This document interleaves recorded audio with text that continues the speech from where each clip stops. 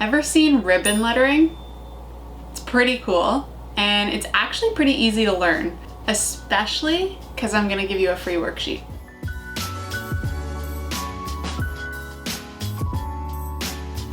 Hey, I'm Becca with the Happy Ever Crafter, and in this video I'm going to show you exactly how to do ribbon lettering. Again, I have a free worksheet for you and it's linked down below, so make sure you grab that. You can either grab it right now and use it for the tutorial, or you can just grab it afterwards. So first things first, tools. For paper, I'm using Canson marker paper. You just want to make sure you're using a really smooth paper because we're going to be putting a lot of marker on it, and sometimes paper that isn't super smooth starts to pill. So marker paper is a great option. It can really take a lot of ink, and Canson is just one of the favorite brands that I have, but any marker paper is totally fine. And I'm actually going to be putting a sheet of graph rhodia paper behind it so that I have some guidelines, because marker paper is plain, it doesn't have guidelines, but I always recommend using a guideline when you're working with calligraphy. Now, if you aren't familiar with papers that are good for calligraphy, I have a video all about that and you can watch it up here. Now onto pens. I am using large tip brush pens. So I'm using Tombow brush pens. It doesn't have to be Tombow. You can use any brand you want, as long as it's a large tip and they're colored. So I have 3 different colors here, but you can use at least 2. You don't necessarily need 3. You want 2 different colors in the same family. So these are all purple, but different intensities. So the first one's really light, the second one is a bit darker, and then the third one I have, which again is optional, is a lot darker. So you'll see why in a second, but it makes sense to have at least 2 of these. If you only have 1, it's possible to do this, and I'll show you a little bit as we get into it, but best to have 2, and 3 is even better.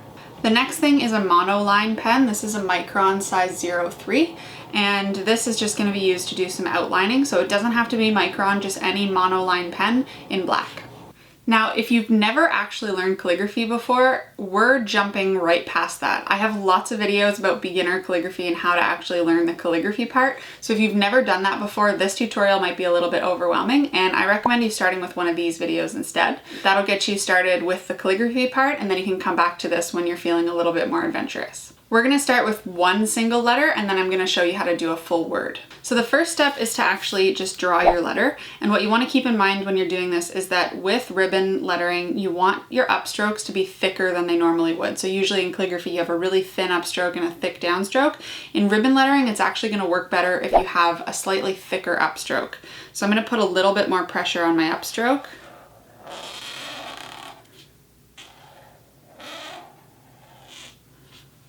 And that's about the thickness that I usually go for.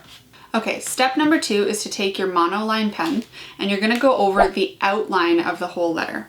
So the outside edges of the whole letter.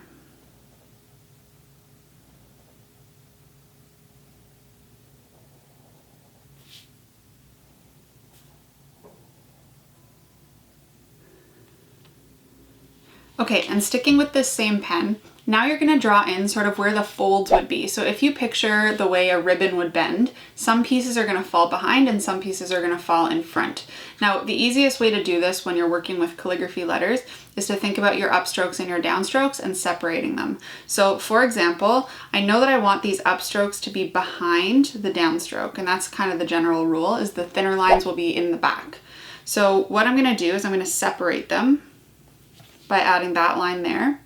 And then also at the tops and all the other edges like that. So at the top, you're actually going to draw a curved line that ends in a point. So here you're going to see how that looks when you start to shade it, but it sort of looks like the top of the H is folding and then the back part is coming underneath it. And that's how you achieve that look, is with that angled line that comes to a point here. So again, just going through and separating the upstrokes from the downstrokes. So down here at the bottom of the H, just a straight line there. So it looks like this upstroke is in behind it. And again, at the top and the bottom of this curve of the downstroke, you're going to have a curved line that comes to a point. So here and here. Okay, now this is what's on the free worksheet that I provided for you. So if doing this is a little bit confusing for you at the beginning, you're totally normal. It's sort of something you have to get used to. And so on the worksheet that I gave you, I've actually put in these lines for you while you get used to it, and you can just add in the shading. So hopefully that makes it easier. So essentially what this does is it gives you sort of a color by number. So you know that anywhere that's an upstroke that's separated like this is going to be colored in one color, and anywhere that's a downstroke is going to be colored in another color. So the next step you're going to do is to shade the darker parts that are in behind, so the upstrokes. So now I'm taking my second color, which is slightly darker than the first, and I'm going to start in the corners of the upstrokes and just start adding a little bit of color. So I'm going to go in this corner and at the top here, adding in some color. And then down here, essentially at all the intersections, you're going to add some color.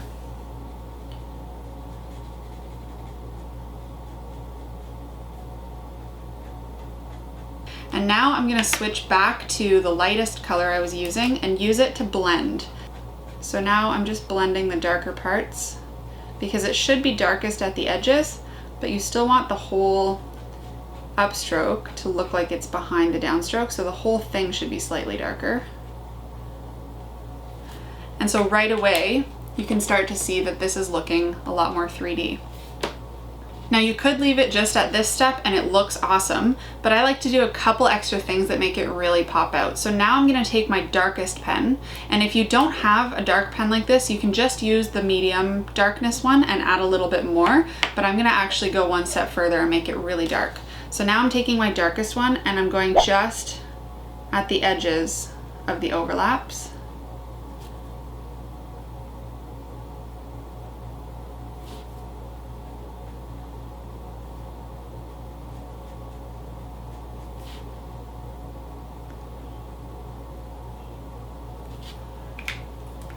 And one more time, taking my lightest pen and spreading that out a little bit. Just gives it a little bit extra shading to make it really pop.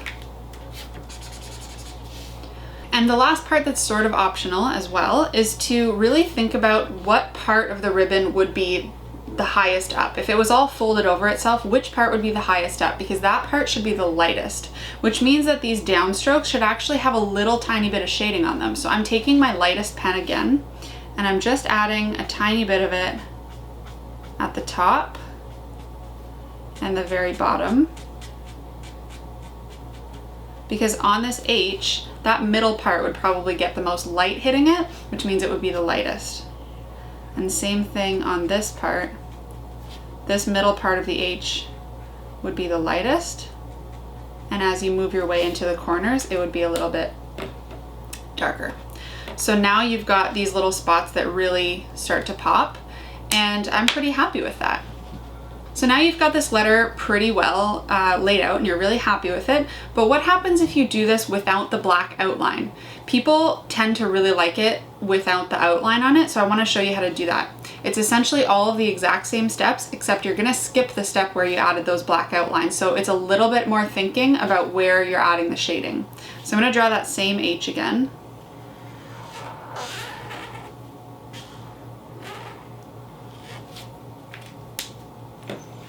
And I'm taking my second darkest pen here, and I'm adding my shading in the same spots I did on the first one, just this time being a little bit more careful on those edges because I don't have the black mark to stop me from going over.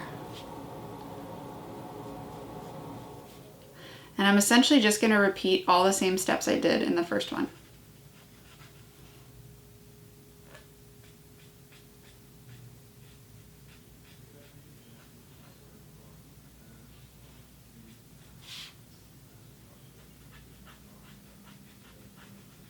And there you have it. So exactly the same technique with both of these, the exact same letter, exact same steps, but they look totally different when you put that outline on it. And I'm curious, tell me in the comments which one you like better, A or B? Lastly, I just want to show you what this would look like if you did it on a whole word. And so I'm going to repeat those exact steps, but on a bunch of different letters and build up a whole word so you can see what it looks like.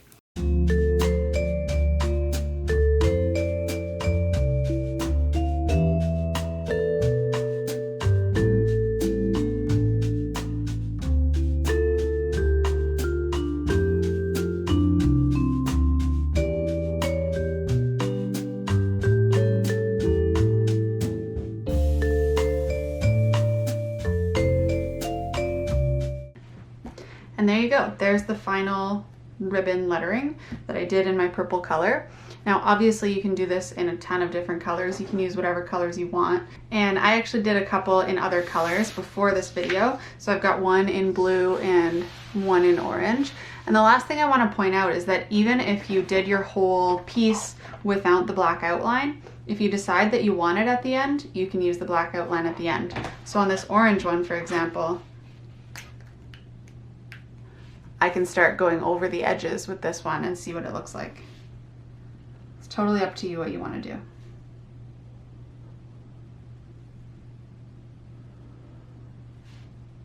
All right, so there you have it, an example in orange with an outline, an example of blue, no outline, and then of course the purple example I did on this video. So I hope you enjoyed this tutorial. I hope you just have fun with it because it's a really fun technique to learn. Make sure you grab the worksheet down below. If you're a beginner, it'll really help you get started.